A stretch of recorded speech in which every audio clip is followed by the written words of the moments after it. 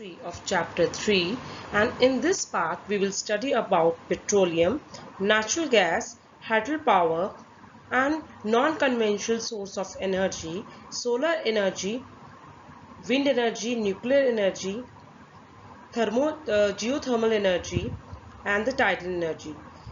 And we will also study about the biogas. And so let's start.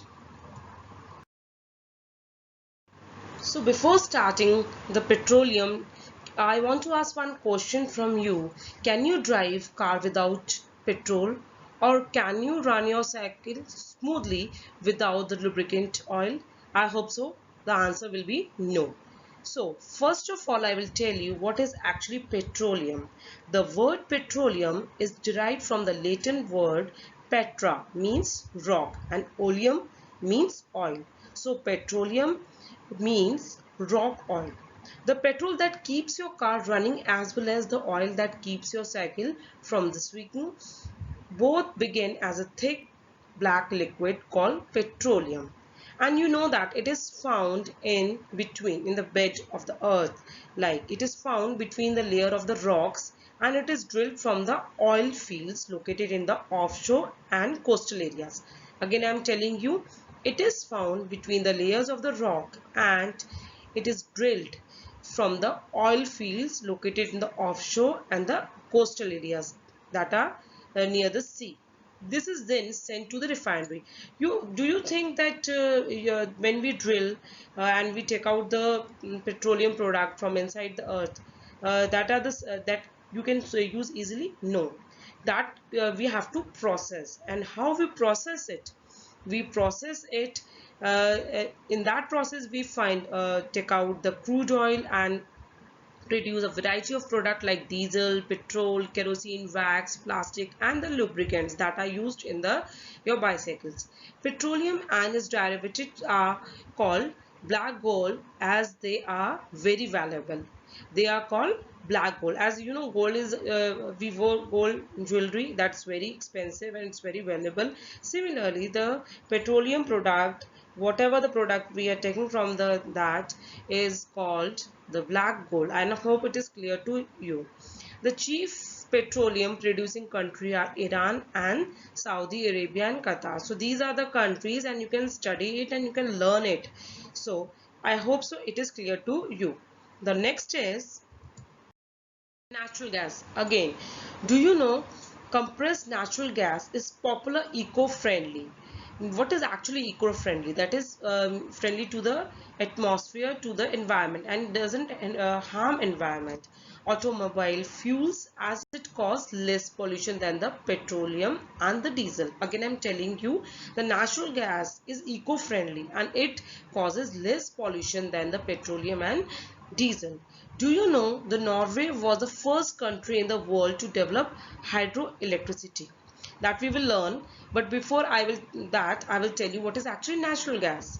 Natural gas is found with the petroleum deposit, and it is released when crude oil is brought to surface. It can be used as domestic and industrial fuel. Means you can use in the house also, and you can in the industry work also.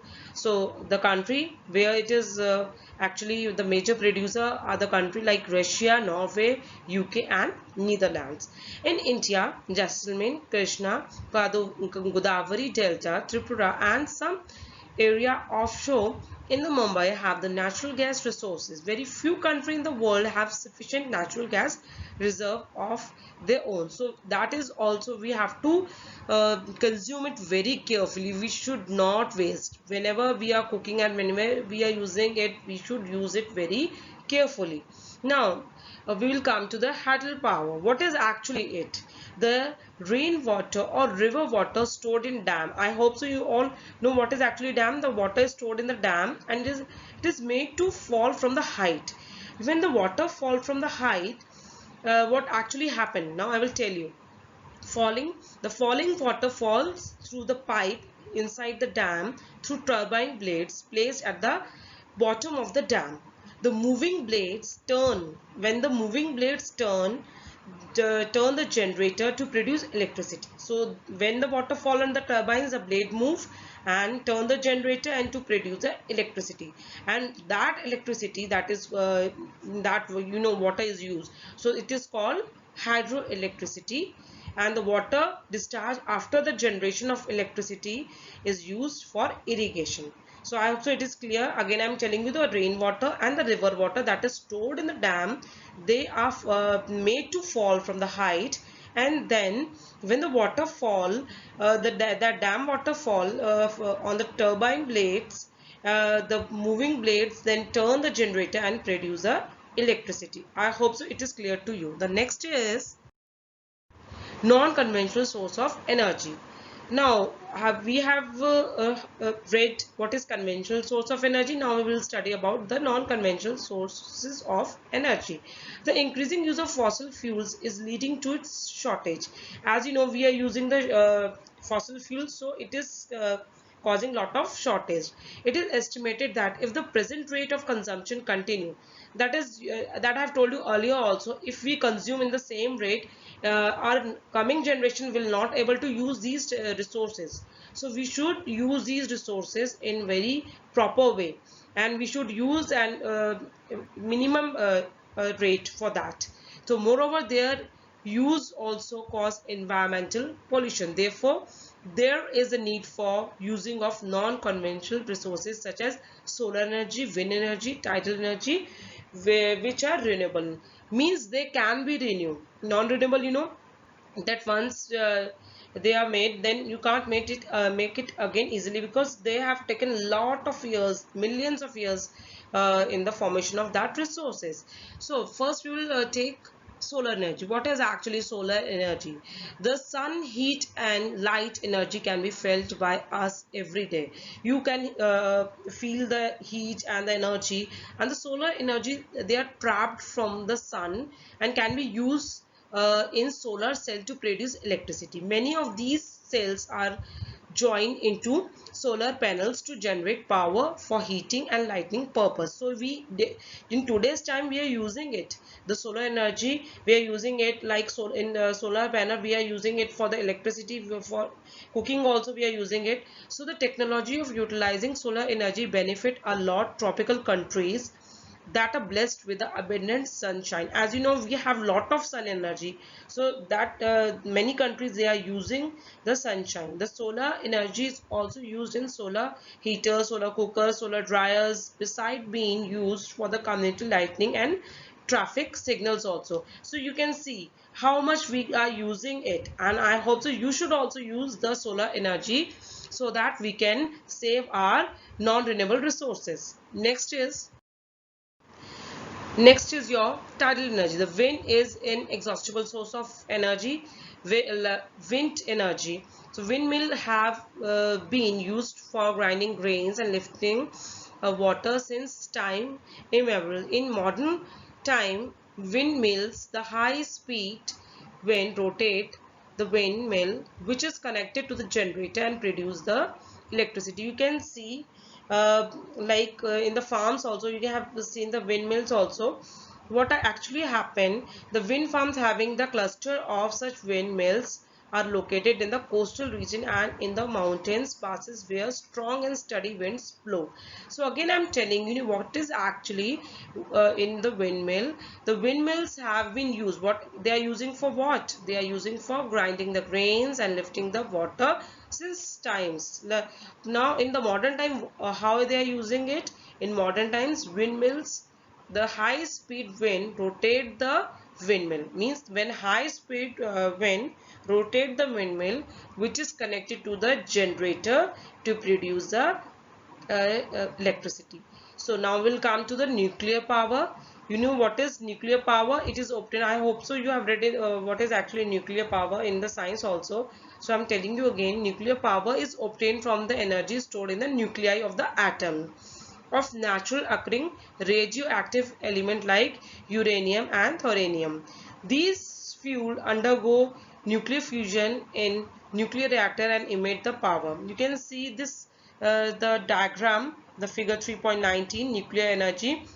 You can see the hot water is there, then steam is there, then turbine. When turbine blades move, generator generate electricity. This process is same, like we are producing hydroelectricity power, like we are producing wind power, anything we are producing in the same manner. What is actually happening? Turbine blades move and the generator generate electricity. So next is geothermal energy. You can see the diagram. Again I am telling you, the same diagram is there, like water is there, steam is there, turbine blade they move, and generator generate the electricity. What is actually geothermal energy? I am telling you that heat energy obtained from the earth is called geothermal energy. The temperature in the interior of earth rises steadily as we soar deeper. Sometimes this heat energy may surface itself in the form of hot springs. This heat energy can be used to generate the power. So you can see the diagram, and this energy is used for what? Used for cooking, heating, bathing, for several things they are using. So see the diagram, the same is there, water is there, steam is there, turbine, and the generator generating the electricity. Next is tidal energy. So same is here. What is actually tide? First of all, I will tell you that I think you have read in class 7 also, but I will tell you the energy generated from the tide is called tidal energy first of all. Then what is actually during the high tide, the energy of the high tide is used to turn the turbine installed in the dam to produce electricity. And they are in actually the which countries are they are doing? Russia, France, and Gulf of Kutch. India have an huge tidal farms also. Okay, I hope so it is clear to you. Next is your biogas. What is actually, you can see the diagram. There is a manual where we use the dead plants and animal material, animal dung and kitchen waste can convert into the gaseous fuel called biogas. Again I am saying the organic waste such as dead plants and animal material, animal dung and kitchen waste can convert into gaseous fuel called biogas. The organic waste is decomposed by the bacteria in the biogas disaster emit the biogas, which is initially a mixture of methane and carbon dioxide. The biogas is an excellent fuel for cooking and lighting and produce huge amount of organic manure each year. Energy wherever, but we can see the harnessing of this energy is both difficult as well as costly. Each one of us can make a difference by not wasting the energy. Again I'm saying your resources are limited, so use it very carefully, conserve your resources, think how we can recycle it, how we can reuse it. So think of all the things, and energy saved is energy generated. Act now and make the brighter energy future.